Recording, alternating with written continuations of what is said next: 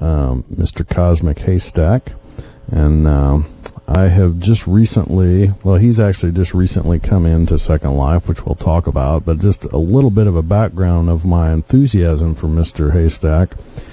Of course, I am in Nashville, Tennessee, in real life, and have actually spoke to the Bluegrass Convention and to an alumni group of bluegrass folks at BMI on several occasions here, trying to get some bluegrass artists to come into Second Life, and have really not succeeded. And I was very excited when somebody alerted me to Cosmic, and when I went and heard him play, I was even more excited because he's a maestro on the banjo. Cosmic, are you there? Oh yeah. Hey. How you doing, man? I'm doing great, man. Welcome to the show. Cool. Good to be here. The first thing I always ask my guests is, what is it, or who was it, that alerted you to what Second Life was that caused you to come in here for the first time? CNN show where a lady had become a millionaire from selling real estate, and then they showed some about it, the three-dimensional part, and just really interested.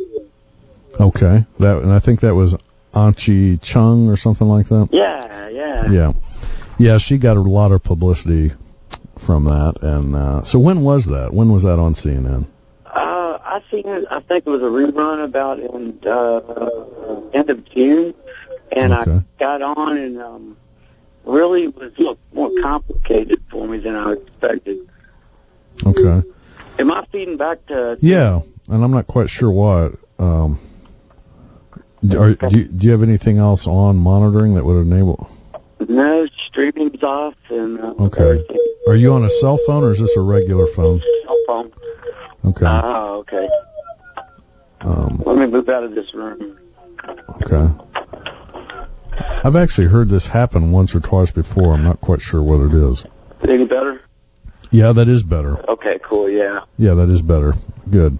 Well, Cosmic, you're pretty recent in here. Is that correct? Probably 6 weeks. Okay, so you're really recent. But you came in running on your music streaming. Can you tell us a little bit how did you get yourself geared up to actually be able to do performances here in Second Life? I had all the equipment already set up from when I run a banjo site called banjoacademy.org. Banjoacademy.org? Yeah. Okay. Let me try to turn the cell phone for you down. Okay. Let's see if that helps any. Yeah. Oh, yeah, that really helped. I was on banjoacademy.org, and I had to buy video equipment and recording equipment to get the videos and MP3 play-along files to banjoacademy.org going. Okay. And when I logged on to Second Life, everything was there. I just didn't know exactly what to do. I ran across these folks called the Hobos, and boy, you talk about a great help. Those guys instantly knew what to do and who to set me up with, and was able to get the streaming going. That was the only part I was missing, was the streaming. And man, it's just been an uphill thing ever since. Been great.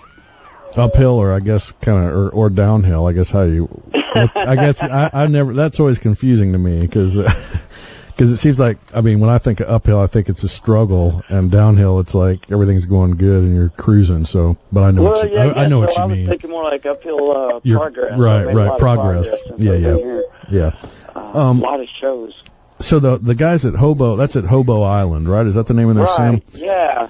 It's an awesome place. It's a sandbox run by this guy named Oz. And I was just there learning how to build stuff, and I played my banjo over the mic. And they were like, "Hey, man, did you know you can play in Second Life?" And I was like, "Oh, are you kidding me?" So they eventually had me play at their grand opening. Uh-huh. And one thing led to another, and man, I was just playing everywhere now. So when you actually came into Second Life the first time, you were not even aware of the music scene? No, not at all. I was interested in the three-dimensional aspect of, to me, it's a version of the Internet in three dimension, and I was really curious about how it worked. And so I was just there experimenting around, didn't even know there was a music scene there. As in, you do some building yourself, or? Yeah. I was. I'm also a graphic artist. Used to do T-shirt designs and stuff, and I always kind of wanted to mess around in three-dimensional objects. Okay. And it's pretty easy to do once the hobo showed me, how to create things and stuff. Man, it's really feeding back weird now. I don't understand. Yeah, there's nothing I can do. I don't have a landline. I know. It's let me try. Let's see. Okay. Well, when you first turned down the volume, it sounded great, and then it went back into it again. So I'm not sure. I don't know if we should. Okay. If we should try another connection, maybe, or we'll just keep going here.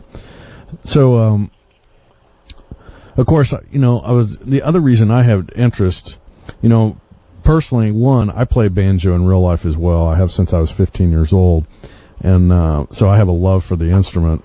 And two, I also brought Gibson, the island that's right next door to this island we're on right now is Gibson Island, and of course the Gibson Mastertone is a legendary instrument.